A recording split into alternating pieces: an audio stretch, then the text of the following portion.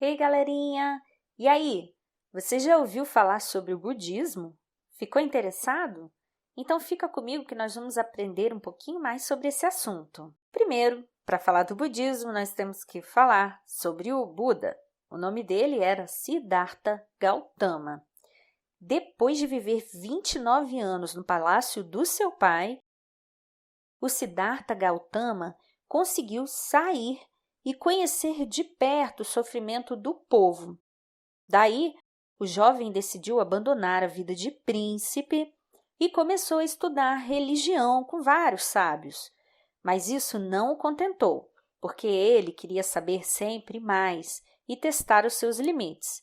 Aos 35 anos, Gautama sentou-se debaixo de uma figueira sagrada e decidiu que não ia mais se levantar dali até atingir a iluminação total.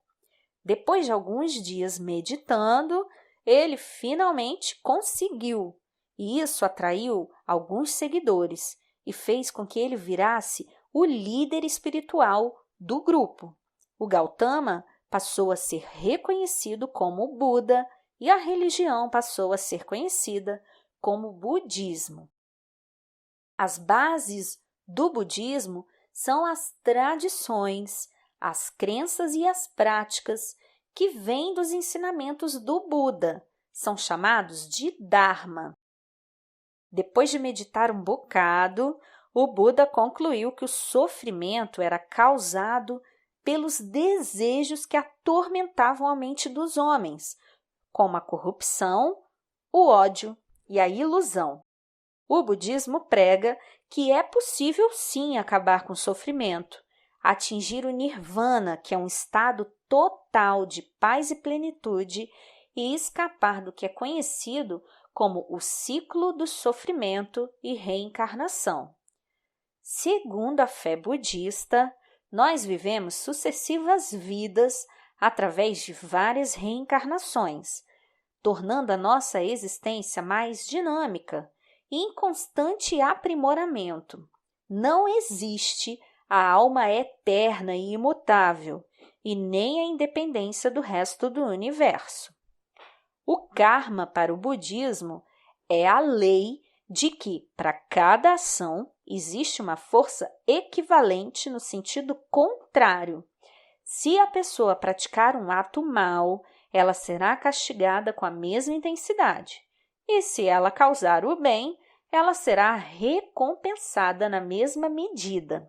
O livro sagrado do budismo se chama Tripitaka, que em Pali, que é uma língua falada na Índia antiga, onde o budismo nasceu, Tripitaka significa 3 cestas, numa referência às 3 partes do livro: o Vinaya, que tem as regras de conduta, o Sutta, que reúne os discursos de Buda, e o Abhidhamma, que é o mais filosófico.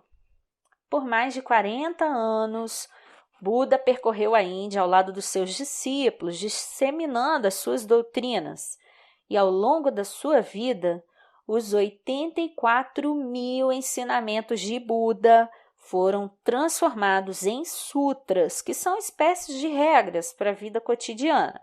São esses sutras, essas regras, que compõem o Tripitaka, lembra? Que é o livro sagrado do budismo.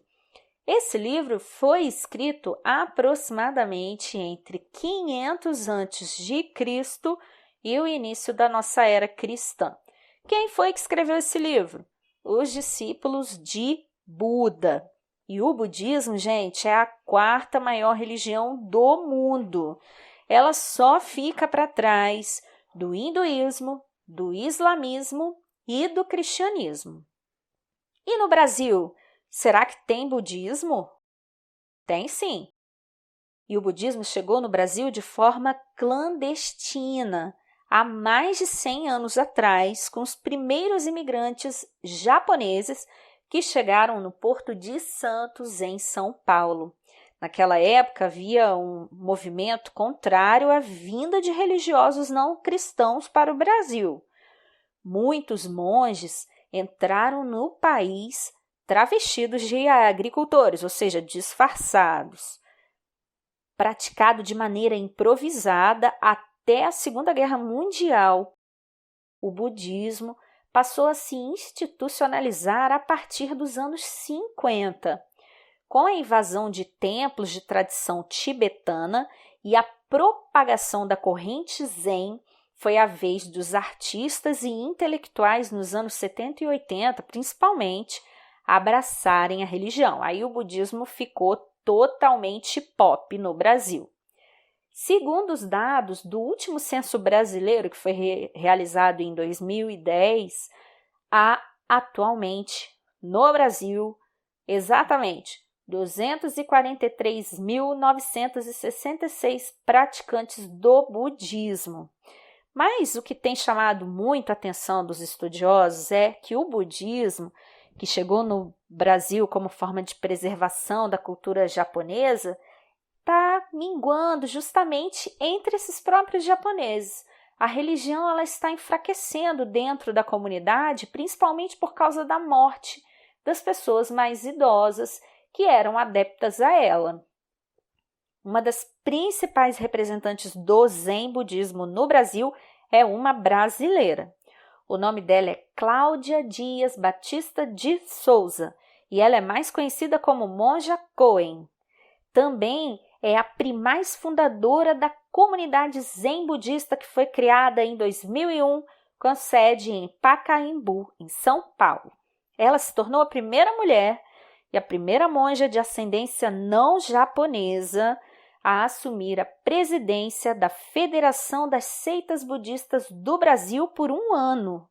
A Monja Koen é mais conhecida por fazer palestras, ela escreve livros, participa de reuniões e diálogos interreligiosos em parques públicos, com projetos que têm objetivos ambientais e de alcançar a paz. No Brasil, nós temos diversos templos budistas, como, por exemplo, o Templo Budista de Foz do Iguaçu. Temos também o Templo Zulai, em São Paulo, o Centro de Estudos Budistas Bodhisattva, em Porto Alegre, o Centro Budista KTC, no Rio de Janeiro e outros também. Aí você fica naquela pergunta, e no Espírito Santo, será que a gente tem um templo budista? Claro que sim. Nós temos o Mosteiro do Morro da Vargem, aqui no Espírito Santo. Esse mosteiro foi criado em 1974 em Ibiraçu, na região norte do Espírito Santo. É hoje um centro onde o budismo Soto Zen se une à realidade brasileira para transmitir os milenares ensinamentos do Buda, ajudando a solucionar os problemas locais. A vida no Mosteiro Zen é cercada por uma rigorosa disciplina, voltada para a leveza das posturas e a liberdade da mente, e não para a estagnação. O bom humor é marca registrada no cotidiano dos monges.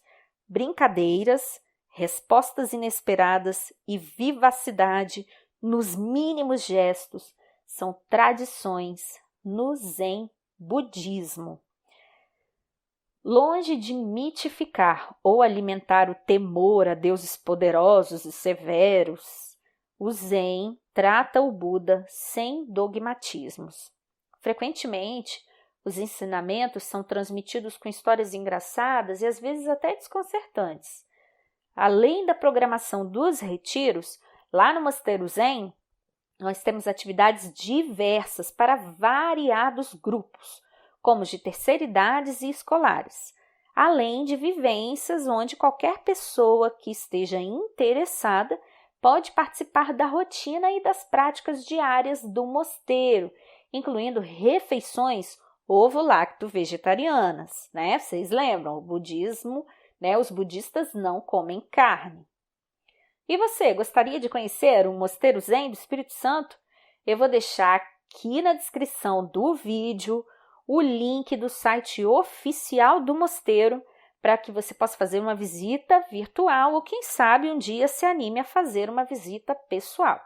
Ah, esqueci de falar para vocês.